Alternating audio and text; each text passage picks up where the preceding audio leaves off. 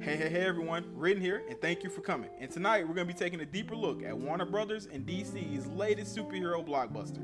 Directed by the critically acclaimed and always awe-inspiring James Gunn, this film serves as the latest take on the beloved comic-driven Task Force X, and their always rambunctious forays in the name of country and prison term reductions. Premiering simultaneously both theatrically and streaming on HBO Max, this unabashed sequel to 2016 Suicide Squad film, written and directed by David Ayer, has finally arrived for the world to see. Here are my thoughts on the Suicide Squad.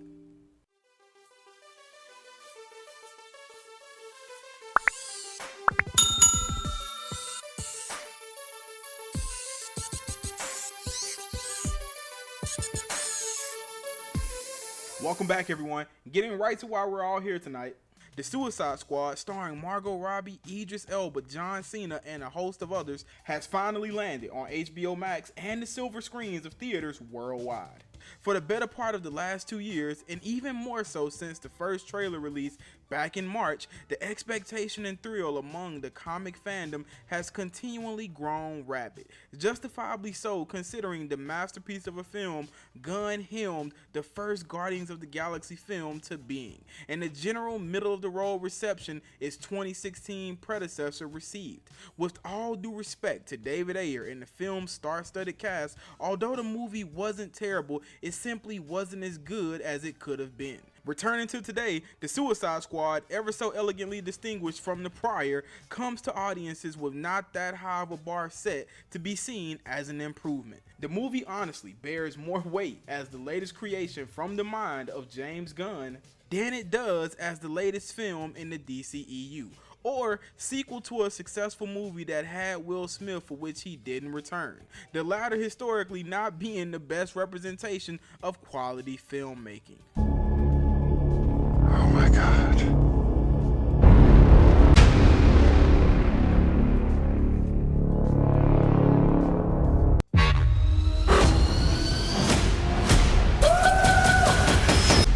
We are the men in black.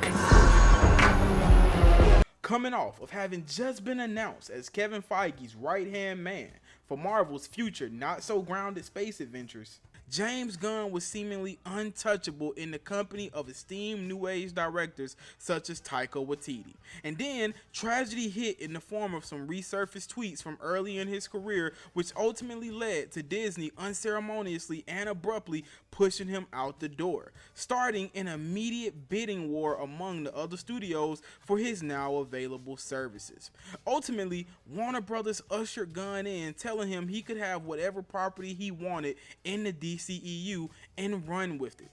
Short, I'm sure, of maybe Wonder Woman, which was already spoken for by Patty Jenkins. These are the circumstances that led to the film we now have today. And frankly, I must say that I absolutely loved this movie.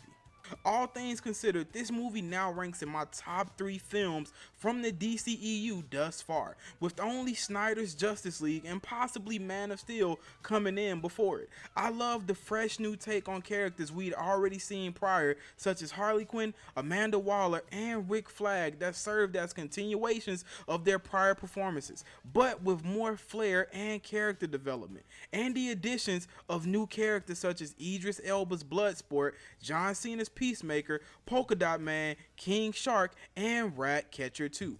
The trailers leading up to the release of the film curried awe and angst amongst the fandom as they promised the presence of tons of offhand characters right off the pages of the comics that we wouldn't ordinarily expect to see on the big screen.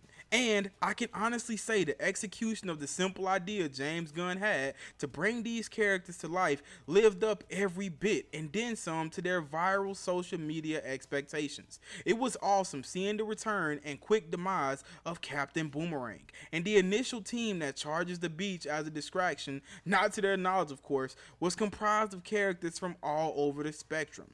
Javelin, Mongol, Blackguard, TDK, and Weasel all seemingly bite the dust quite fight quick, and it even seemed that Harley and Rick were doomed as well. I was excited to see Michael Rooker here, as I have become a true fan of his work in recent years, and I can honestly say I was shocked by his quick exit as Savant, but not before he gave us an awesome intro into James Gunn's latest experience. I cruised easily through the film's plot with nothing ever really threatening to take me out of my groove. And the duality in tone kept me both intrigued with the serious moments and graphic action scenes and laughing when the deadpan comedy peeked through the blinds. For me, the best scenes in the movie were arguably the raiding and sacking of the resistance camp in search of Rick Flagg, and Harley's escape from her not so secure interrogation site. Watching Bloodsport and Peacemaker go head to head with all of these crazy kills was awesome, and it was only made better when it was revealed that the deaths were those of allies as they find Rick Flagg comfy and safe. Why did my people not alert me of your arrival? We didn't see any people. Yeah, I didn't see anybody on There's no one out there. And if anyone in the audience didn't know prior to this movie that Margot Robbie's Harley Quinn was the unchampioned heart of this film, her scene breaking out of the compound she's being held and tortured in would definitely convince them wholeheartedly in her favor. And watching the ragtag members of her team cobble together a plan on the outside to save her while she's slaughtering everyone on the interior in a hail of colorful flowers is something you just have to see and experience for yourself.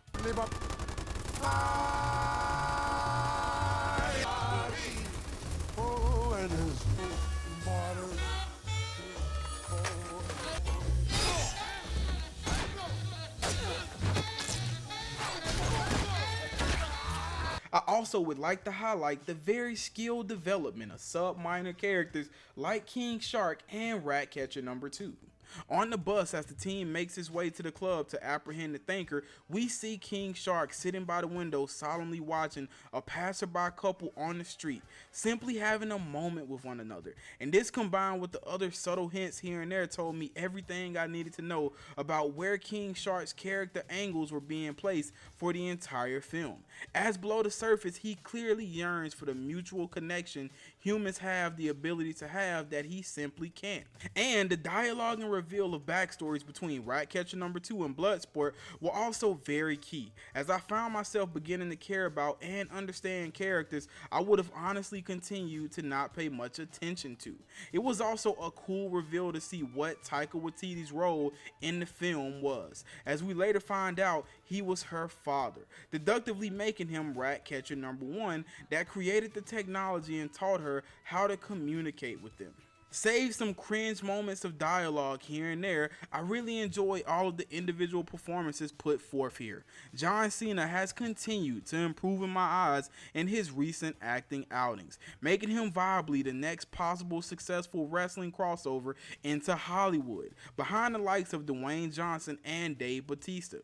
And as expected, Margot Robbie and Idris Elba added their A-games to this perfect melting pot of unorthodox style. On the heels of Will Smith's exit from the DCEU as Deadshot, the addition of Idris Elba's character Bloodsport was obviously a very eye-raising choice, especially considering their very similar abilities and get-ups. I also walked away from the film with a strong sense that Gunn intentionally killed off the remaining members of Ayer's Suicide Squad film as more than just a coincidence, as Captain Boomerang lasted barely even 12 minutes, and Rick Flagg, one of the leading men in the first movie, is subsequently killed by a relative side character in retrospect.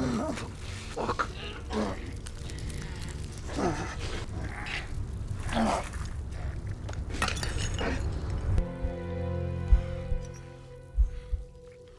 Ultimately, I can't say that I dislike Starro or his minions.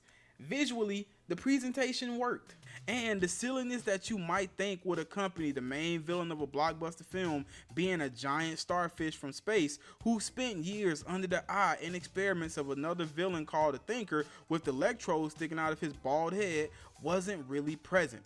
The appearances and screen time of both were very much believable and entertaining in my opinion. Even Starro himself had an understandable motivation, and in the end I actually felt bad for him, as he just simply wanted to float amongst the stars looking at them. But instead, he was apprehended and tested on for decades by humans trying to weaponize him. Knowing this, and that he had to be stopped, of course, it still made the end of the movie a lot sadder for me than I thought it would be, as the rats and Harley take him down, which caters even more to the overwhelming stamp of a job well done by all involved. I am not the biggest fan of rats, so believe me when I say seeing this was all just as hard for me as it was for Bloodsport. Oh, hell.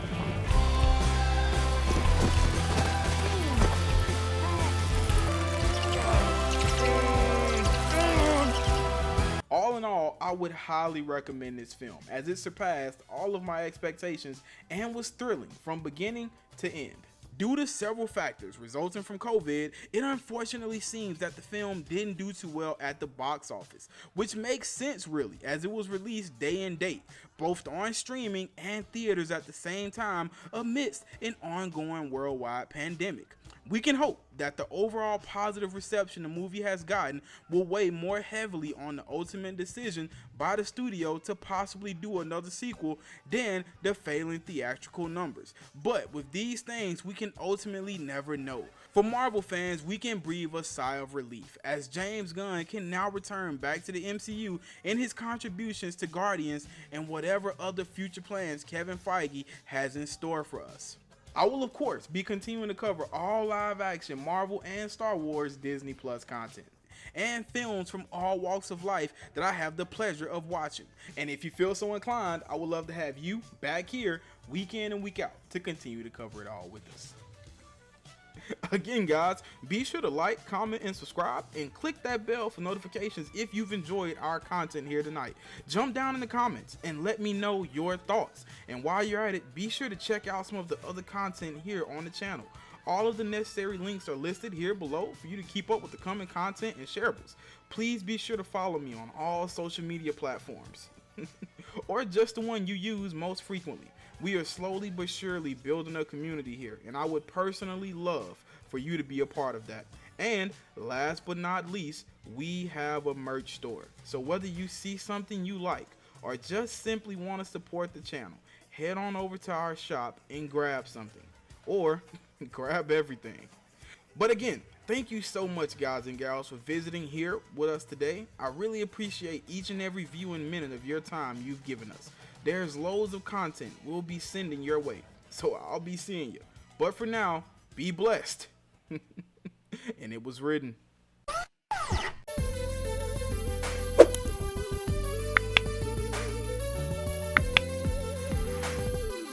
Looking out across the nighttime, the city sleep inside.